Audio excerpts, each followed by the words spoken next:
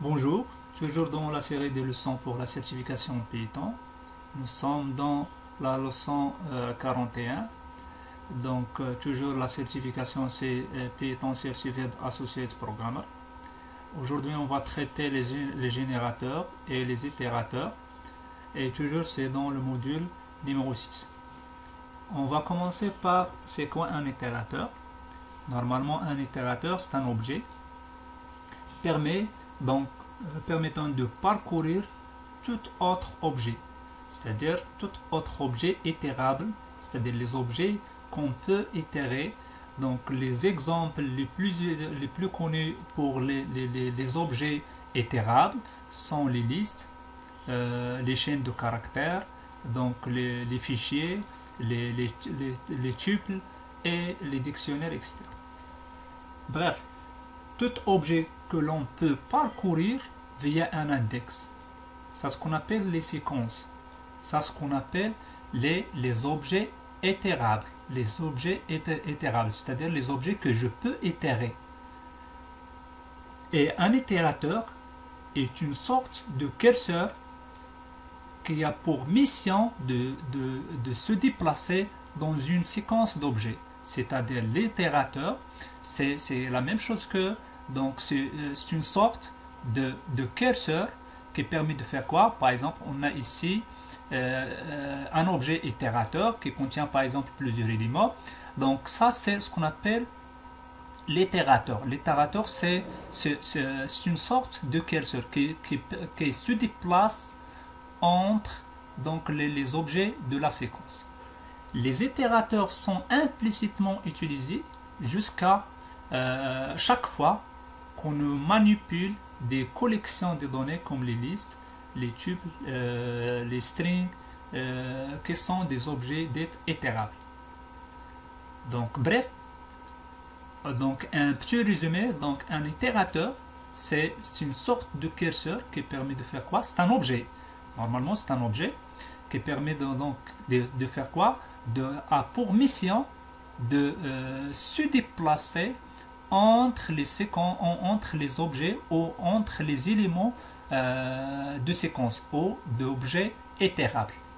Et l'objet itérable, c'est tout ce qui est donc tous les objets qu'on peut parcourir donc via un index. Normalement, un itérateur, le protocole itérateur est un moyen par lequel donc un objet doit se comporter pour se conformer aux règles imposées par le contexte des instructions for et in. Lorsque je dis par exemple les itérateurs ou ce qu'on appelle et la même chose pour les itérables, les objets itérables, toujours on va utiliser avec la boucle for et l'instruction in. Un itérateur doit fournir deux méthodes. Double underscore, être, donc être entre double underscore, qui devrait renvoyer l'objet lui-même et qui est invoqué une fois et il est nécessaire que Python démarre avec succès l'itération.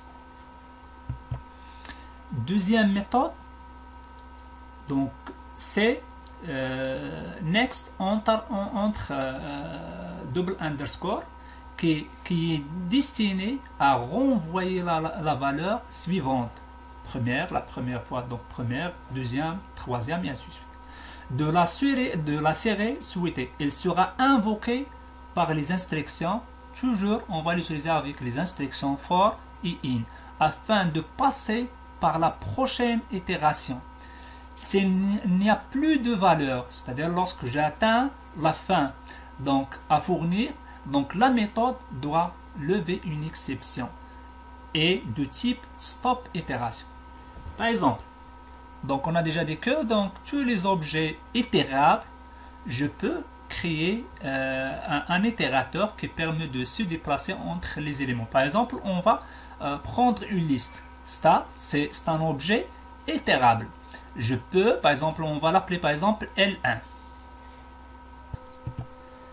Donc ça, c'est une liste.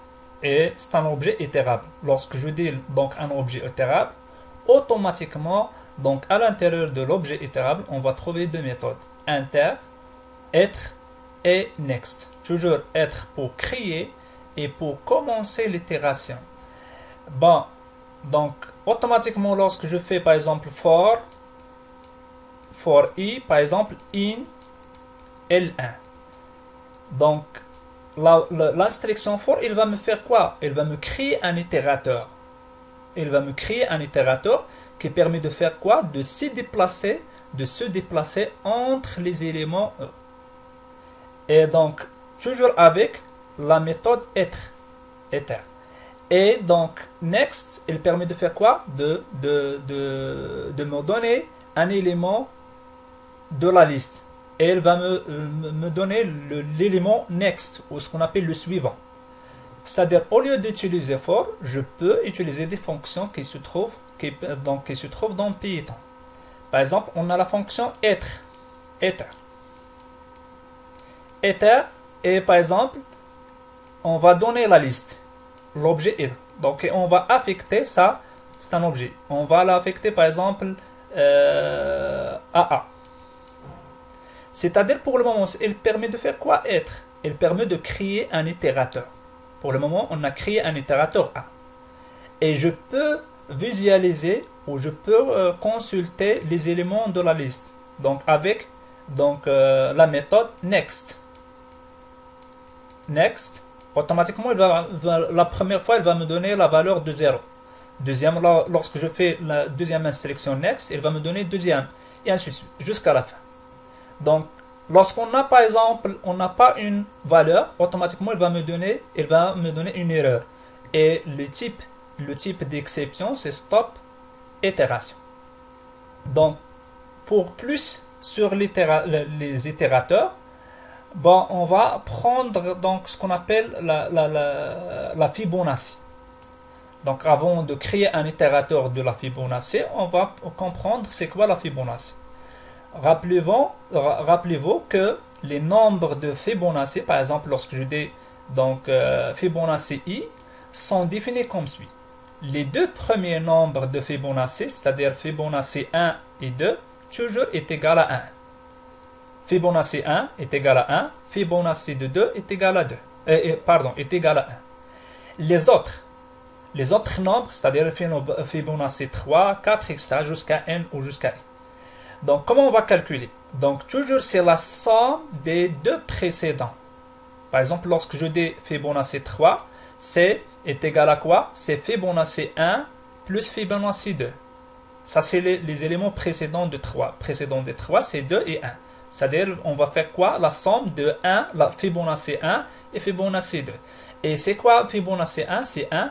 Et Fibonacci 2, c'est 1. C'est-à-dire, donc, lorsque je fais Fibonacci de 3, il va me donner la valeur donc 2. La même chose, Fibonacci 4, c'est quoi? C'est Fibonacci 3 plus Fibonacci 2. Fibonacci 3, c'est 2. Et Fibonacci 2, c'est 1. C'est-à-dire, il va me donner 3. Et ainsi de suite. Donc, on va construire une classe. C'est-à-dire, pour créer un itérateur, on va créer un itérateur. Donc, c'est-à-dire, on a déjà dit que c'est un objet, c'est-à-dire on va créer des classes. On construire une classe capable d'itérer à travers les premiers n valeurs des nombres de Fibonacci. Par exemple, on a besoin de calculer n, la Fibonacci de n. Et n, c'est comme un paramètre. C'est l'utilisateur qui va me déterminer donc, le paramètre n. Donc, on va déclarer la classe qui s'appelle par exemple Fib. Et automatiquement, donc, lorsque je dis par exemple c'est une classe, automatiquement, donc on doit définir ce qu'on appelle le constructeur. Et les deux méthodes, on a déjà dit que c'est un itérateur, c'est-à-dire on va définir donc deux autres fonctions ou d'autres méthodes, iter et next. Ça, c'est pour commencer l'itération et pour créer ce qu'on appelle le curseur qu'on a déjà dit. Donc, ça, c'est abstrait. Et ça, c'est pour visualiser les éléments suivants. Donc, on va commencer par le constructeur. On a fait quoi? Donc, on va afficher, par exemple, un message comme quoi, voilà, on est dans le constructeur. Donc, après, on a déclaré donc trois variables ou trois variables d'instance. N et sont des variables privées. I, c'est pour l'initial. N, c'est-à-dire, c'est le paramètre N, c'est-à-dire la fin. Et I, c'est l'initialisation. On a initialisé avec 0. Et le précédent 1, précédent 2. C'est-à-dire on a besoin d'utiliser pour calculer la Fibonacci précédent 1 et précédent 2. Par défaut, donc on va l'initialiser par 1. Après, dans la méthode ether, donc on va afficher un message comme quoi, voilà, on est dans la méthode ether. Et on va retourner l'objet lui-même. On va retourner l'objet lui-même. Dans la méthode next, toujours, on va afficher un message comme quoi, voilà, on a besoin d'afficher donc le suivant. Et donc, c'est quoi? Donc, comment on va afficher le suivant? C'est le i plus 1. C'est le i, le dernier élément, plus 1. Donc, après, on va tester est-ce qu'on a atteint la fin, c'est-à-dire on a atteint le n, c'est la fin. Lorsqu'on a atteint la fin, donc automatiquement on va lancer une exception ou on va lancer une erreur donc de type stop itération. Sinon, c'est-à-dire on n'a pas atteint la fin. Donc on va tester est-ce que l'élément i, est-ce qu'il se trouve il se trouve entre les deux, par exemple 1 ou 2, c'est-à-dire précédent 1 et précédent 2, Fibonacci 1 et Fibonacci 2. Donc lorsque les éléments, le i est soit 1 soit 2, c'est-à-dire toujours il va me retourner 1. On a déjà dit que Fibonacci 1 et Fibonacci 2 toujours est égal à 1. Donc sinon, c'est-à-dire le reste, on va faire quoi? C'est quoi le Fibonacci? Donc, c'est le précédent, c'est-à-dire le précédent plus précédent 2, les deux derniers précédents.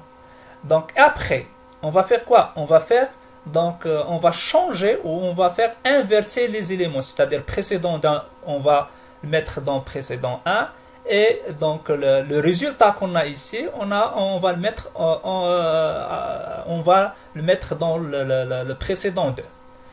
Donc, je répète, précédent 2, lorsque je finis, c'est-à-dire on a calculé ici, donc le résultat. Donc, ça c'est par exemple Fibonacci 3. Donc, la deuxième fois, c'est Fibonacci 4. C'est-à-dire, c'est quoi Fibonacci 4? C'est Fibonacci 3, c'est ça, c'est le résultat qu'on a ici. On va le mettre dans le précédent 2. Et donc, Fibonacci 2, qu'on a calculé, on va le mettre dans Fibonacci 1. Et on va retourner.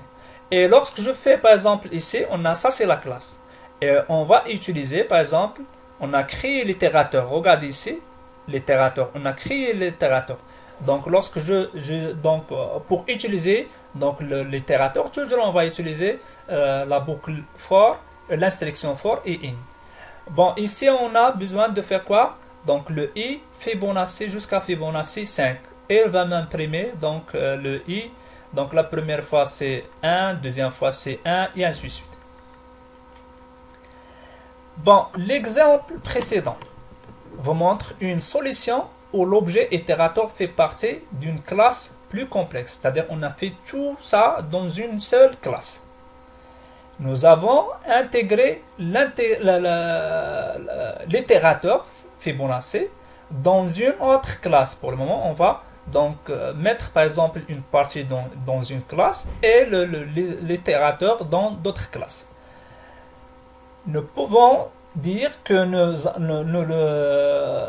nous avons composé dans la classe classe. C'est-à-dire on va mettre l'itérateur dans une classe qui s'appelle classe.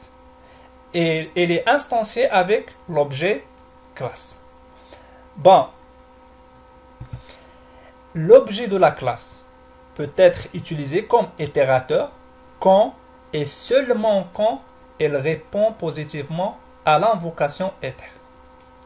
Regardez ici, on va prendre la classe qu'on a déjà définie dans l'exemple précédent, c'est-à-dire on a créé le constructeur, c'est la même chose, c'est le même constructeur. Après on a, ça c'est la fonction ether, et ça c'est la fonction, ou ce qu'on appelle, c'est la méthode next, c'est la même chose que l'autre. Donc tout ça, c'est la classe itérable, c'est une classe itérable, c'est l'objet itérable, c'est la même chose que les listes, etc. Toujours lorsque je dis l'objet itérable, on va trouver dans l'objet itérable donc deux fonctions, ether et next. Pour le moment, on a besoin de faire quoi? De laisser ça, c'est l'objet itérable, et on a besoin de créer donc un objet itérateur indépendant à l'itérable, à l'objet itérable. Bon, toujours pour créer un objet itérateur, toujours il faut le mettre la méthode ether. Ça c'est pour créer l'itérateur ether seulement. Donc on n'a pas besoin de next. Next il se trouve donc avec ether, il se trouve dans les objets itérables. Par exemple les listes, les tuples, etc. Tous les objets itérables en général. Bon, pour le moment, dans la classe qui s'appelle classe, on a défini donc deux méthodes. Donc le constructeur et ce qu'on appelle la méthode ether. Dans le constructeur, on a fait quoi? On a déclaré ce qu'on appelle on a déclaré une variable d'instance et on a utilisé ce qu'on appelle l'objet itérable, l'objet fib. Donc ça, ce qu'on appelle la composition qu'on a déjà vu dans la vidéo précédente. C'est-à-dire on a utilisé ici la composition, c'est-à-dire on a utilisé d'autres objets qui est indépendant à l'objet classe. Et donc toujours dans la méthode, on va retourner l'ether, l'objet lui-même. Ici on va créer un objet qui s'appelle object. Et l'objet de la classe avec le paramètre 8, c'est-à-dire avec le paramètre 8, c'est n. Et regardez, c'est-à-dire il va me faire quoi? Donc il va me créer un itérateur avec le paramètre 8. Et lorsque je utilise la boucle for object, automatiquement il va m'afficher le résultat. C'est le même résultat qu'on a déjà vu dans l'exemple précédent. Bon, l'itérateur Fibonacci. Le protocole itérateur n'est pas particulièrement difficile à comprendre et à utiliser, mais il est sûrement que le protocole est inconfortable.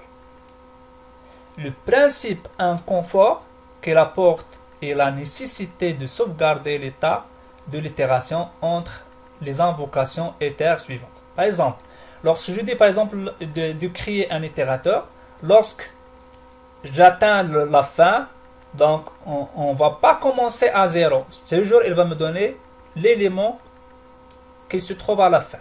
C'est-à-dire, lorsque je fais une seule fois l'itération, je ne peux pas donc faire deuxième fois, etc. C'est-à-dire, il n'est pas donc... Et donc, on n'a pas la sauvegarde de l'état d'itération entre les invocations suivantes. Par exemple, l'itérateur Fibonacci est obligé de stocker avec précision l'endroit où la dernière invocation a été arrêtée. Cela rendre le code plus grand et moins compréhensible. C'est pourquoi Python propose une manière beaucoup plus efficace, pratique et élégante d'écrire des itérateurs. Mieux que ça. Donc ça, c'est ce qu'on appelle les générateurs. Donc un générateur, normalement, un générateur Python est un morceau de code spécialisé capable de produire une série de valeurs et de contrôler le processus d'itération. C'est pourquoi les générateurs sont très souvent appelés les itérateurs, mais mieux que les itérateurs. Donc on a déjà dit que les problèmes qui se trouvent dans les itérateurs externes. Donc un générateur renvoie une série de valeurs et en général il est implicitement invoqué plus d'une fois. On a déjà dit que donc l'itérateur, le problème d'itérateur, l'un des problèmes, c'est-à-dire on ne peut pas donc l'appeler plusieurs fois. Donc on peut donc appeler une seule fois. Mais pour le générateur, on peut l'appeler plusieurs fois. Donc le générateur range, on a déjà vu la fonction range. Ça c'est un générateur. La fonction range, c'est un générateur. Il est invoqué pour le moment dans l'exemple 5 fois.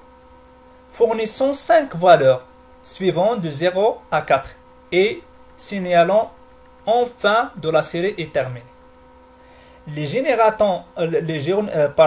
générateurs ont été créés afin de simplifier la création et l'utilisation des itérateurs. Donc normalement les générateurs sont créés pour simplifier la création et l'utilisation des itérateurs. Utilisons un mot magique. Dans le générateur, on va utiliser un mot magique ou ce qu'on appelle un mot-clé yield. Bon, pour le mot donc yield, on va faire la différence entre yield et return. Le concept est fondamentalement basé sur un mécanisme très spécifique et puissant fourni par le mot yield. Vous pouvez considérer le mot yield comme un frère plus intelligent de la déclaration return ou l'instruction ou le mot-clé return, avec une différence essentielle. C'est-à-dire on a une différence entre les deux. Dans l'exemple ici, la boucle for n'a aucune chance de terminer sa première exécution. Regardez, lorsque j'exécute la fonction qui se trouve ici, j'appelle la fonction fan. Automatiquement, elle va me donner, donc la première valeur c'est 0. Elle va donc retour, c'est-à-dire elle va me quitter la boucle. C'est-à-dire toujours, elle va donc lorsque je fais l'invocation de la fonction, elle va me donner 0. C'est-à-dire ici, elle n'a pas la chance de terminer donc sa première exécution. C'est-à-dire elle n'a pas terminé les autres exécutions, les autres itérations, etc. On peut dire qu'une telle fonction n'est pas capable de sauvegarder et restaurer son état entre les invocations suivantes. C'est-à-dire toujours, elle va me sauvegarder une seule invocation, une seule donc itération. Donc c'est la première itération. C'est-à-dire, elle ne peut pas donc sauvegarder et de restaurer donc les invocations suivantes. Cela signifie également qu'une fonction comme celle-ci ne peut pas être utilisée comme générateur. C'est-à-dire la fonction, pour le moment, la fonction fan, on ne peut pas l'utiliser comme un générateur. Mais regardez ici, la fonction range, c'est un générateur. Mais la fonction, pour le moment fan, la fonction complète, on ne peut pas l'utiliser comme un générateur. Bon, nous avons ajouté yield au lieu de return. On va remplacer, c'est-à-dire return par yield. Ce petit amendement transforme la fonction en générateur. C'est-à-dire, pour le moment, on va transformer la fonction en générateur. Et l'exécution de l'instruction yield a des effets très intéressants. Tout d'abord, il fournit la valeur de l'expression spécifique après le mot yield, tout comme return, mais ne prend pas l'état de la fonction. Pour le moment, ça c'est un générateur et non pas une fonction. C'est-à-dire je ne peux pas donc l'invoquer comme les autres fonctions. Ça c'est un générateur.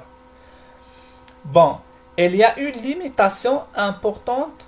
Une telle fonction ne devrait pas être invoquée explicitement. C'est pas la même chose que, par exemple, je ne peux pas donc ici utiliser fan, n, etc.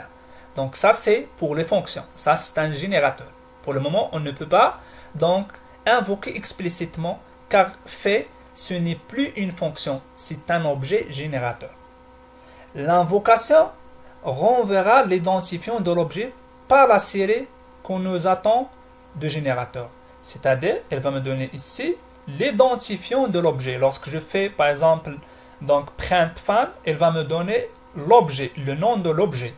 Pour les mêmes raisons, la fonction précédente ne peut être invoquée qu'à explicitement et ne doit pas être utilisée comme générateur. C'est-à-dire l'ancien Donc, on va utiliser ici l'instruction au retour, c'est une fonction, c'est-à-dire c'est pas un générateur. Et lorsque je change au return avec yield, c'est un générateur. Je ne peux pas donc invoquer explicitement. Bon, comment on va construire un générateur? Si vous avez besoin d'un générateur pour produire les n premiers puissants, par exemple puissance de 2, donc regardez ici, ça c'est l'exemple. On va définir la fonction. Ça, au lieu de dire la fonction, c'est un générateur. Donc le nom du générateur avec un seul paramètre. On a fait donc une variable et on a initialisé avec la valeur 1. Et après, on a commencé de quoi? De parcourir les éléments de 0 jusqu'à n. 0 jusqu'à n. Et on va faire quoi? On va retourner la puissance. Et c'est quoi la puissance? C'est donc toujours x2, la puissance x2. Et regardez comment on va utiliser les générateurs. C'est-à-dire toujours les générateurs et les itérateurs, toujours on va utiliser avec l'instruction for et in. Bon, for v, par exemple, n'importe quelle variable, in, donc le générateur avec la valeur 6, il va m'imprimer ici donc les éléments. C'est-à-dire la première fois c'est 1, par exemple, la deuxième fois c'est 2, troisième fois c'est 4, et ainsi de suite, jusqu'à 32. Les générateurs peuvent également être utilisés dans les listes de compréhension. Regarde ici, je peux l'utiliser un générateur dans les compréhensions des listes, ou ce qu'on appelle la manière élégante des listes. Regardez ici, donc ça c'est le générateur. C'est-à-dire, il va me donner ici, dans le résultat, il va me donner quoi? Donc, une liste qui contient, par exemple, combien d'éléments? Donc, 5 éléments. Donc, la première fois, c'est 1. Deuxième fois, donc, et regardez, donc ça, c'est toujours fois 2. Donc, la première fois, c'est 1, 2, 4, 8, 16. C'est bon? Donc, la même chose, la fonction liste peut transformer une série d'appels des générateurs. Toujours le générateur, il va me donner une série de valeurs. Donc, ultérieur, c'est-à-dire ici, on peut convertir la sortie d'un générateur, c'est-à-dire il va me donner plusieurs éléments, et on peut le convertir en liste, et je peux l'imprimer. Donc, 3, ici, regardez ici, 3, toujours il va me donner 1, 2 et 4. De plus, le contexte créé par l'opérateur in vous permet également d'utiliser un générateur. C'est-à-dire, je peux utiliser l'instruction ou l'opérateur in. Par exemple, l'exemple ici. Donc, for i in range 20. If i in power, c'est-à-dire, i lorsqu'il se trouve dans la liste de sortie de générateur, on va l'imprimer. Sinon, on ne va pas l'imprimer. Automatiquement, ici, il va me donner quoi?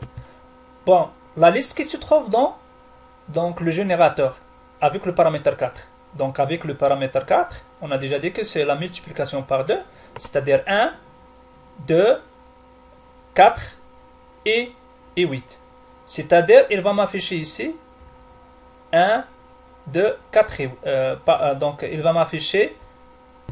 On va essayer d'exécuter ce programme-là, donc sur idle, pour donc visualiser le résultat de tous les éléments. Bon, regardez, j'ai copié donc, j'ai créé donc le fichier, et regardez toujours ici, on va afficher le résultat. Et regardez, donc la première fois donc ici, on a affiché les éléments les éléments qui se trouvent dans le générateur avec le paramètre 6, c'est-à-dire jusqu'à 6.